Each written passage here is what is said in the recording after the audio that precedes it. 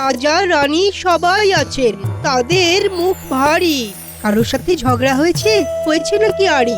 না না না না, আরি ভাব কিছু হয়নি সভাকবি। আসলে অনেকদিন তো কৃষ্ণনগরে কাটালাম, তাই এবার ভাবছি একটু বিদেশ যাব। আমাদেরকেও নিয়ে চলুন না। যাব। আরে বাবা, ঘুরতে গেলে আমি নিশ্চয়ই নিয়ে যেতাম, কিন্তু আমি এখন বাণিজ্যে যাচ্ছি। আর আমিও তোমাদের মহারাজের সাথে যাচ্ছি। যাই হোক, আমি তো মাত্র 1 মাসের জন্য বাণিজ্যের কাজে যাচ্ছি। আজ বিকেলেই রওনা দিচ্ছি। আর এই কদিন রাজ্যের দেখভাল করবে আমাদের মন্ত্রী। হয়ে গেল। খাজাঞ্চি, মুক্তারনামা নিয়ে এসো তো।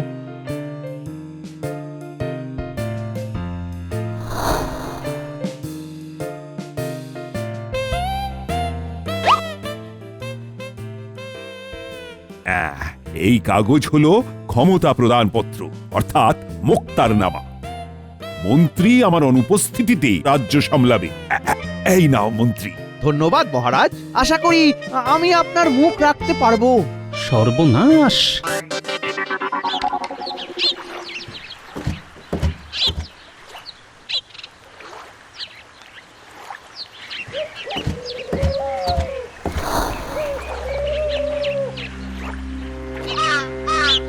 উফ, কষ্টে আমার বুকের ভিতরটা ফেটে যাচ্ছে।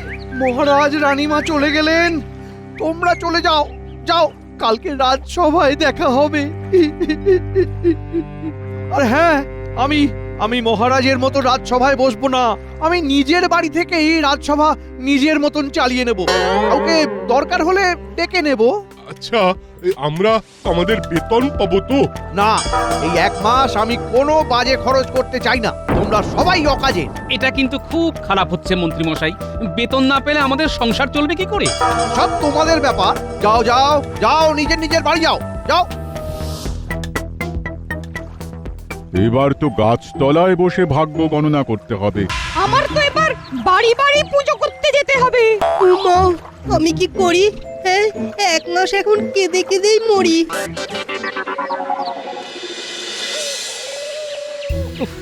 মন্ত্রীটা আর কোনোভাবেই শুধরালো না। হ্যাঁ, মহারাজ যেতেই শয়তানি শুরু করে দিল। এখন 1 মাস হাতে লণ্ঠন।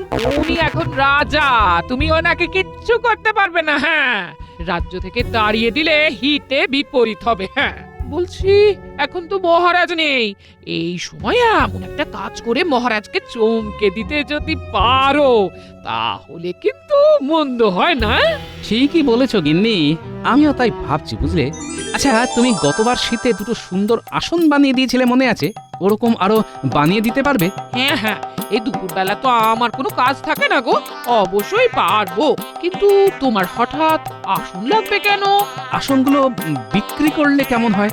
কিছু অতিরিক্ত টাকা হলে তো মন্দ হয় না, বলো? তোমার মন্দ হবে কেন, বরং ভালোই হবে, ভালোই হবে।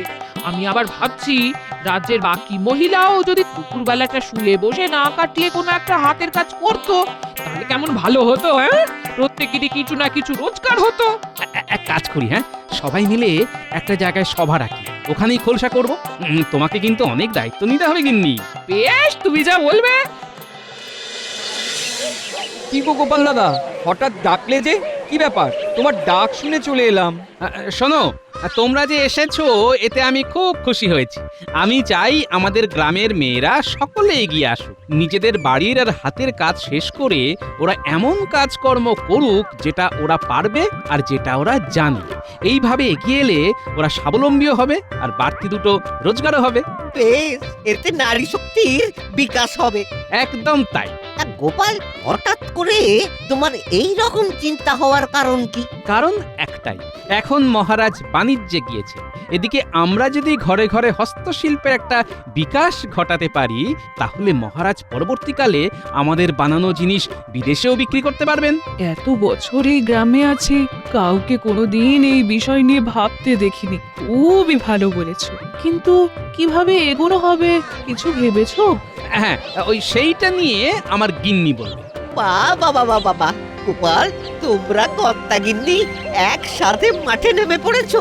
দারুণ দারুণ। সবার আগে তো আমাদের একে অপরের পাশে থাকতে হবে, সবাই সবাইকে সাহায্য করতে হবে।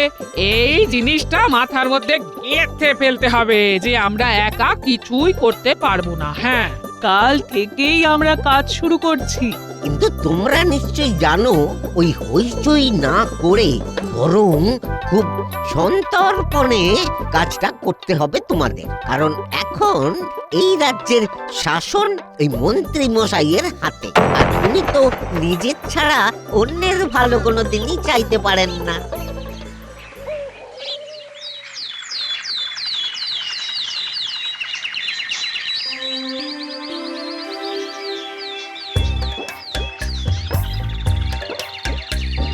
কিরে সন্ধ্যা, হাঁ করে দাঁড়িয়ে কি দেখছিস?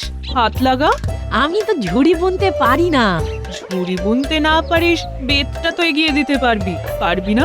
গোপাল দাদার বউ কিন্তু বারবার বলেছে পাশে থাকতে। কাজ করতে পারো বা নাই পারো। এটা হয়ে গেলে আমরা মালা গাঁথবো। সন্ধ্যা রে, তুই আমায় সুতো কেটে দিবি, বল বল। দেখো প্রহরী, মহারাজ নেই, এখন সব দায়িত্ব আমার, তাই আমি যেভাবে বলবো সেভাবে রাজ্য চলবে। কেমন? তা আমাদের রাজ্যে খাজনা তো ভালোই ওঠে। হ্যাঁ, তা তো ওঠেই। তোমার দায়িত্বেই তো খাজনা আদায়ের ব্যাপারটা থাকে নাকি? এবারের কি খবর? এবারে খাজনা গতবারের চেয়ে অনেক বেশি উঠেছে, প্রায় 3 গুণ বেশি। বলো কি, 3 গুণ? আর সবচেয়ে গুরুত্বপূর্ণ খবর হচ্ছে অপরাধের হার কমেছে 3 গুণ।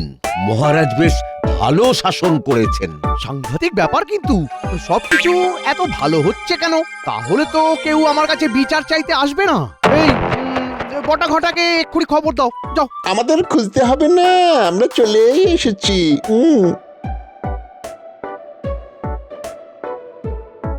তা আমি রাজা হওয়ার পরে কারো মনে রাগ ক্ষোভের কোনো খবর আছে নাকি? না না না না, তা নেই, তবে তার চেয়েও আরো বড় খবর আছে। গোপাল যা প্যাঁচ কষেছে না। কি প্যাঁচ?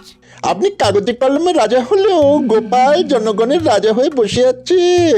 গতকাল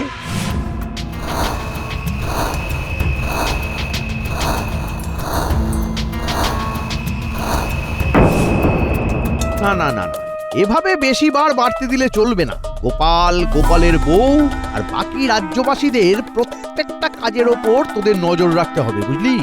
তো রাখবই। এখন আপনি রাজা, শুধু আমাদের ওই বকশিসটা এবার হাত খুলে দেবেন লক্ষ্মীটি। ঠিক আছে, আরে সেসব নিয়ে তোদের আর ভাবতে হবে না। যা যা, এক্ষুনি কাজে লেগে পড়, যা।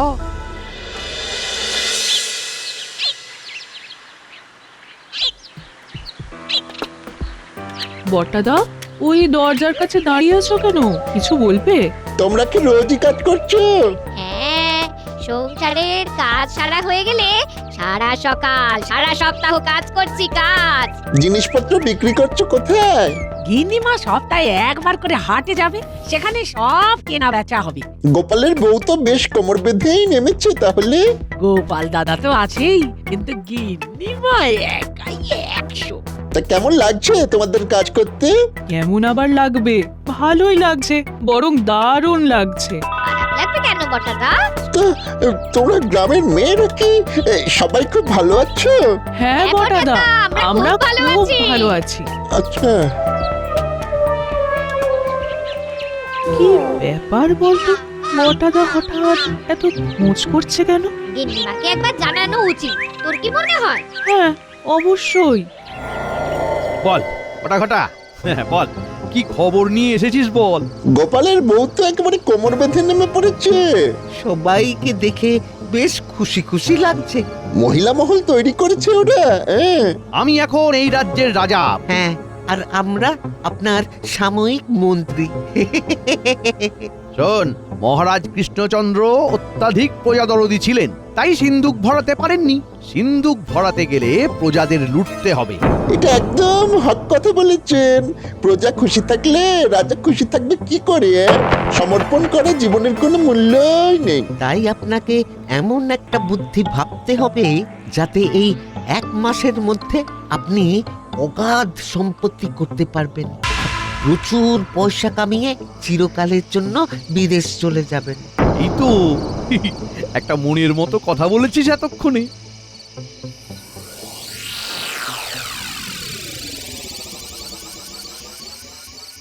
এটা কি সুন্দর লাগছে আমার গলায়। সারাদিন শুধু বসে বসে গয়না গুছিয়ে গেলে হবে, তোমাকেও কিছু কিছু দায়িত্ব নিতে হবে। আমি আবার কি করব গো? তুমি কি জানো যে গ্রামের মহিলারা সংসার স্বামী সব ছেড়ে মহিলা সমিতি করছে? এটা কি ঠিক হচ্ছে? একেবারেই হচ্ছে না। স্বামী সেবায় তাদের প্রকৃত ধর্ম হওয়া উচিত। তুমি একটা কিছু ব্যবস্থা করো, আরে করতেই হবে। মহিলাদের কোনোভাবে ব্যস্ত রাখো, বুঝলে? অনেক দিন ধরে ওই সূক্ষ্ম বাসনাটা এবার বলেই ফেলি। বলছি, আমার তো খুব সাজতে ভালো লাগে, তাই ভালো বুদ্ধি।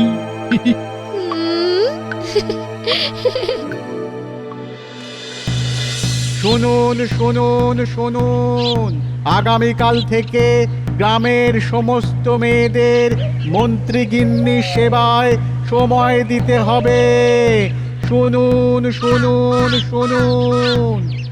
আজ কুড়িটা ঝুড়ি শেষ করবই। তোমার কি অবস্থা?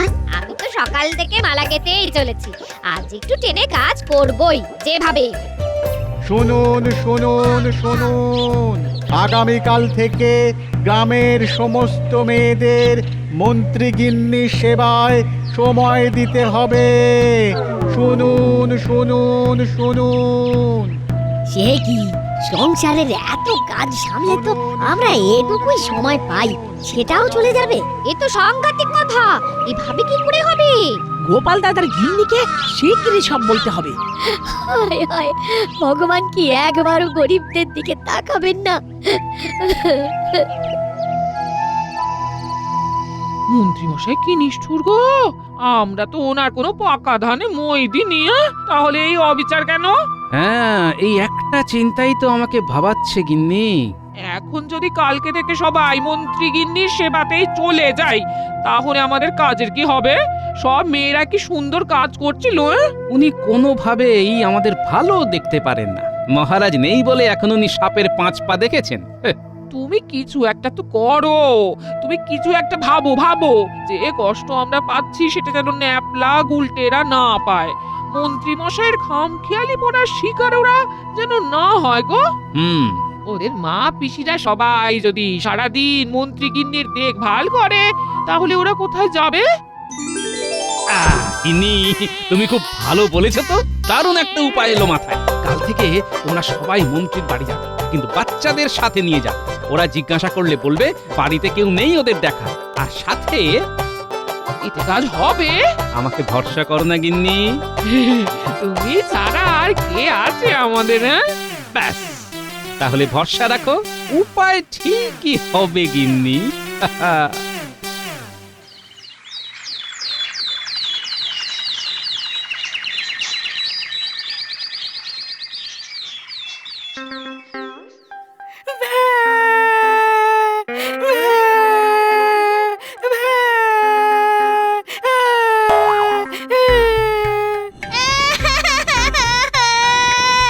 আমাদের খিদে পেয়েছে, খেতে দাও। তো মহাদেব, হ্যাঁ শুরু হলো।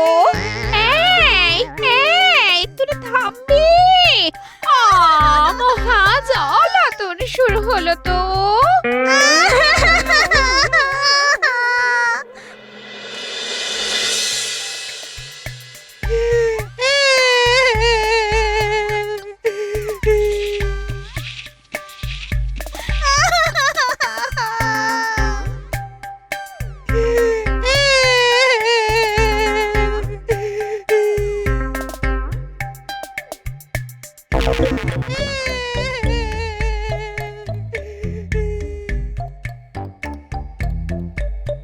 আরে তোমাকে উপায় বার করতে বলেছিলাম, তুমি তো চাঁদের হাট বসিয়ে দিলে। হ্যাঁ, একটা কাজও কি তোমাদের দিয়ে হবে না নাকি?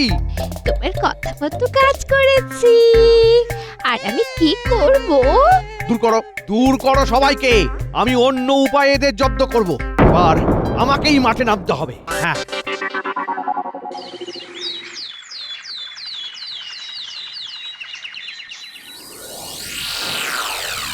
বল বটা ঘটা, কি বলবি বল। আর কি বলবো, গোপালের প্রশ্ন এদের খুব বার বেড়েছে। ঘরের মেয়েরা সবাই রোজগার করছে। আগে তো দুটো খেয়ে বাঁচবে, তারপর তো হাতের কাজ। কিন্তু গোপালের কথা শুনে সবাই তো কাজ শুরু করে দিয়েছে। এভাবে কিন্তু গোপালের জনপ্রিয়তা আরো বেড়ে যাচ্ছে। আর এভাবে চললে আপনি তাৎক্ষণিক রাজা হয়েও 5 পয়সা রোজগার করতে পারবেন না। আমাদের মাথায় একটা দারুণ বুদ্ধি আছে। কি বুদ্ধি? এক কাজ করুন, চারিদিকে রটিয়ে দিন উন্নয়নের জন্য কাল থেকে প্রত্যেক পরিবারকে 50 মোহর করে খাজনা দিতে হবে। কারণ তারা ঘরে ঘরে কাজ করছে, তাও আবার রাজার অনুমতি ছাড়া। ঠিক বলেছিস। আরে 50 মোহর খাজনা যে না দেবে, তাকে আমার বাড়িতে এসে খেটে 50 মোহরের সমতুল্য কাজ করতে হবে। ভালো বুদ্ধি না? আপনার বাড়িতে কাজ করার ভয়ে সবাই মোহর দেবে, কারণ ওরা জানে এদিকে কাজ করলে ওরা নিজেদের হাতের কাজ করতে পারবে না। সাব্বাস! এই তো দারুণ বুদ্ধি, দারুণ।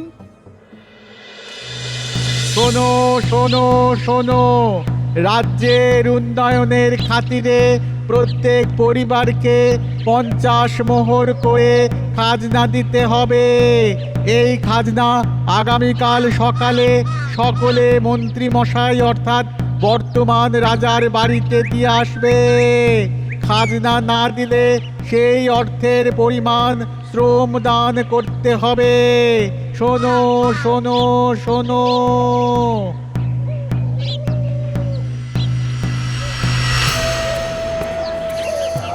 অনেক কষ্টে তো মেয়েগুলো ঘুরে দাঁড়াচ্ছিল, এর মধ্যে আবার নতুন ঝামেলা। গোপাল গোপাল, তোমরা এটা মেনে নিও না।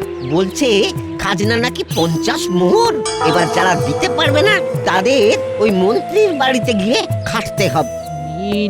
আর প্রশ্নই ওঠে না, ঘুরে দাঁড়াতেই হবে, পারতেই হবে। হ্যাঁ, এই মুহূর্তেই তো আমাদের ঘুরে দাঁড়াতে হবে, আমাদেরই ঠিক করতে হবে আমরা কি করব। তোমরা মেয়েরা কি চাও বলো? হ্যাঁ, কিন্তু মন্ত্রী মশাইয়ের এই অন্যায় অত্যাচারের হাত থেকে কিভাবে মুক্তি পাওয়া যায় বলো তো? একটা কথা মনে রেখো, একতাই বল। আমরা সবাই একসাথে চেষ্টা করলে নিশ্চয়ই কোনো না কোনো একটা উপায় বের হবে। হ্যাঁ গিন্নি, ঠিক বলেছো। আমাদের আগের বারের মতন একটা চমক দিতে হবে। যতবার মন্ত্রী মশাই তোমাদের রোজগারের পথে বাধা হয়ে দাঁড়ানোর চেষ্টা করবেন, ততবার ওনার চাল আমরা বানচাল করে দেবো। শোনো, আমরা একটা কাজ করব। মন্ত্রী মশাই, অত খাজনা দেওয়া যাবে না। পরিবার পিছু 50 মোহর মুখের কথা নাকি? হ্যাঁ, আপনি কাজ বলুন, কি কাজ করতে হবে, আমরা কাজ করে দিচ্ছি। আপনি শুধু বলুন কি কাজ করতে হবে, আমরা সবাই আপনার বাড়িতে কাজ করতে রাজি আছি। আরে এ তো আচ্ছা বিপদে পড়া গেল। পুরো রাজ্যের লোক সবাই তো চলে এসেছে। বলুন, আমরা অপেক্ষা করছি। কি করতে হবে বলুন? আমরা সবাই আপনার বাড়িতে কাজ করব, কিন্তু খাজনা দেব না। আরে তোমরা মোট কতজন আছো? প্রায় সব রাজ্যবাসী আছে। আজকে থেকে আমরা কেউ আপনাকে খাজনা দেবো না, তার বদলে আপনার বাড়িতে কাজ করব। এই মাটি করেছে ও মন্ত্রী মশাই, এত লোককে বাড়িতে জায়গা দেবেন কি করে? তোদের কিছুই করতে হবে না। ওরে, তোদের কিছুই করতে হবে না, তোরা ফিরে যা, ফিরে যা যা যা যা। আরে আমি আমার কথা ফিরিয়ে নিলাম, যা। তাহলে তো ভালোই হলো। এই চলো, তোমাদের কাউকে কোনো খাজনা দিতে হবে না। সবাই যেরকম কাজ করছিলে আবার শুরু করো। মহারাজ ফিরে আসলে তখন এর বিচার হবে।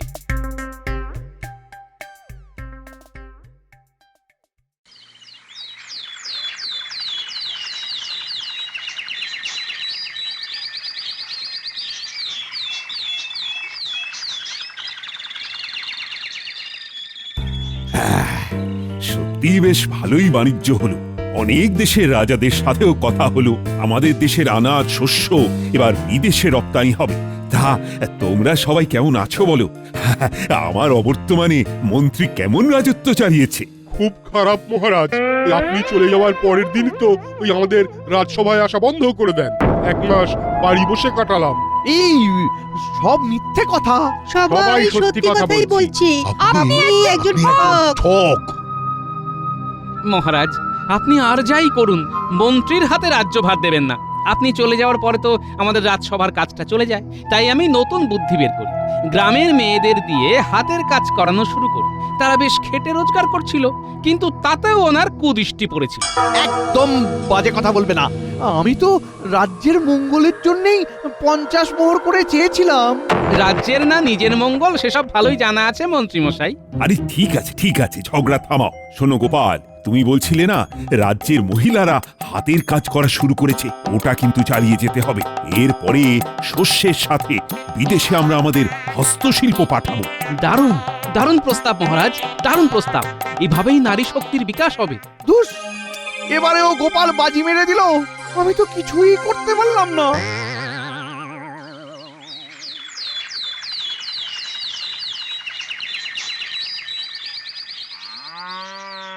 সত্যি গোপাল দাদা, তোমার এই ঋণ কোনোদিন ভুলবো না। এই নাও, এই নাও মিষ্টি খাও। এই নাও গোপাল দাদা, মাংস খাও।